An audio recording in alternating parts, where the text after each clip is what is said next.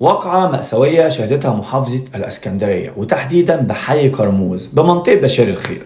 واقعة حرفيا من تفاصيلها هتتصدم، مش هتحاول ان انت تصدقها لانها واقعة ما تتصدقش، بس لما تسمع تفاصيلها هتعرف ايه اللي وصل الموضوع لكده، وفي نفس الوقت برضو الايام الجاية هتبين مين اللي صح ومين اللي غلط. وبرضه الايام اللي فاتت دي حصلت وقائع كتير جدا، من ضمن الوقائع دي برضه واقع فيها لغز غريب لحد دلوقتي ما اتحلش، وهو واقعة عروس بورسعيد، واللي هنتكلم عنها برضه الايام الجايه في الفيديوهات الجايه. وفي نفس الوقت برضه في وقائع كتير حصلت خلال ايام العيد، وفي واقعة حصلت النهارده برضه في منطقه سكينه بالاسكندريه ان واحده جوزها قتلها. طبعا وقائع كتير جدا، وخلوني ابدا معاكم النهارده باول واقعه او اول فيديو ليا بعد شهر رمضان، هي واقعة كرموز. فيا ريت تعمل لايك وشير كتير للفيديو عشان يوصل لغيرك ويسمعه، ولو مش متابعني هيزيدني شرف من حضرتك انك تتابعني عشان يوصلك كل الفيديوهات الجايه. ويلا بينا مع بعض نبدا اول فيديو بعد رمضان معنا.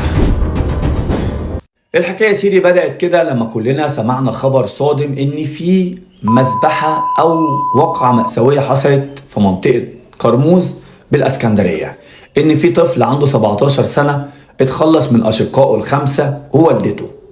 طبعا بعد ما تم القبض عليه بدأ طبعا يعترف ويحكي اللي حصل، والجيران كمان شهدوا ان الطفل ده فعلا محترم وبيسمع كلام والدته، وان هو عمره ما يعمل كده ولا بيتعاطى ولا اي حاجة.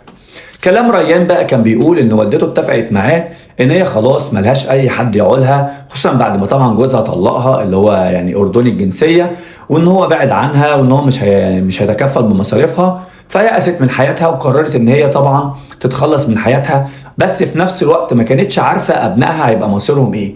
فقررت واتفقت معاهم ليله 27، هي طبعا كانت في اعتقادها ان هي ليله القدر، ان ربنا هيسامحهم لما يعملوا كده. اتفقت مع ابنها انه ينزل يجيب مواس ويخلص على اخواته، وبعد كده يخلص عليها ان هو يربط اشرب على يعني رقبتها ويشده، وبدات تشد معاه وتساعده لحد طبعا ما اتخلصت من روحها.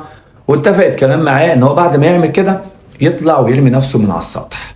وبالفعل ريان سمع كلامها، ولكن لما طلع عشان خاطر يرمي نفسه بدأ ان هو يخاف، خصوصا هو كان قاعد وسط الحوار ده كله. يعني تخيل من يوم 27 لحد تاني يوم العيد الولد في وسط دم ومذبحه وحوار كبير.